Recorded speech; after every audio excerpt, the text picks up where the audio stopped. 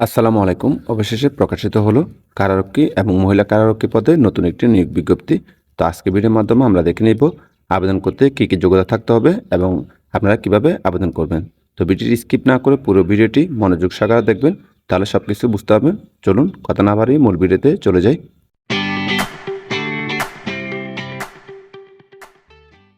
দেখতে পাচ্ছেন গণপ্রজাতন্ত্রী বাংলা সরকার কারা অধিদপ্তর নিয়োগ বিজ্ঞপ্তি। তো এখানে দুটি পদে মূলত নিয়োগ বিজ্ঞপ্তি, একটি হচ্ছে কারারক্ষী এবং অপরটি হচ্ছে মহিলা কারারক্ষী।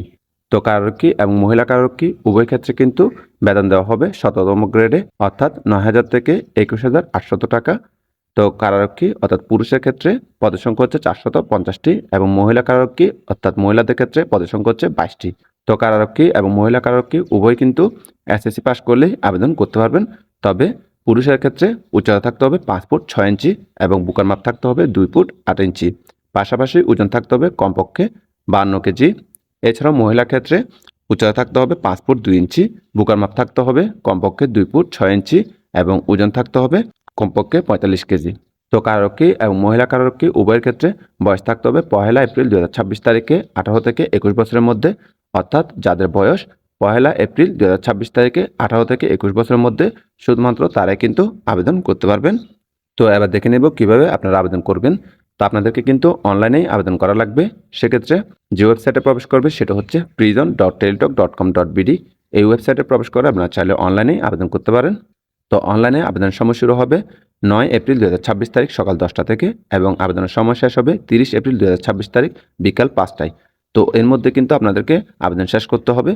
তো যারা আমার মাধ্যমে আবেদন করতে চান স্ক্রিনে দেখানো হোয়াটসঅ্যাপ নাম্বার চাইলে যোগাযোগ করতে পারেন। তো আবেদন করার পরে আপনারা কিভাবে ফি পেমেন্ট করবেন এবং কত টাকা ফি পেমেন্ট করবেন এখানে কিন্তু বিস্তারিত দেওয়া আছে, এখান থেকে দেখে নেবেন।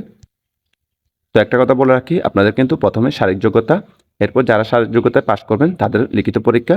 লিখিত পরীক্ষাটা হবে মূলত এমসিকিউতে। এরপর হচ্ছে যারা লিখিত পরীক্ষা পাশ করবেন তাদের কিন্তু মৌখিক পরীক্ষা অংশগ্রহণ করা লাগবে। তো যারা চূড়ান্তভাবে মৌখিক পরীক্ষা পাশ করবেন তাদের কিন্তু চূড়ান্ত মেডিকেল পরীক্ষা অর্থাৎ চূড়ান্ত স্বাস্থ্য পরীক্ষা অংশগ্রহণ করা লাগবে। তো লিখিত পরীক্ষার্থী কিন্তু অবশ্যই এমসিকিউ হবে। তো শারীরিক যোগ্যতা আপনাদেরকে যে সকল ইভেন্টে অংশগ্রহণ করা লাগবে সেটা হচ্ছে দৌড়, push up, high jump, long jump, rope climbing. এই সকল ইভেন্টে কিন্তু আপনাদেরকে অবশ্যই পাশ করা লাগবে। তাহলে কিন্তু আপনারা লিখিত পরীক্ষায় অংশগ্রহণ করতে পারবেন। তো লিখিত পরীক্ষা পাশ করার পরে আপনাদের যে সকল কাগজপত্র মৌখিক পরীক্ষার জন্য নিয়ে যেতে হবে সে বিষয়ে একটি ভিডিও আমি পরবর্তীতে দিয়ে দিব।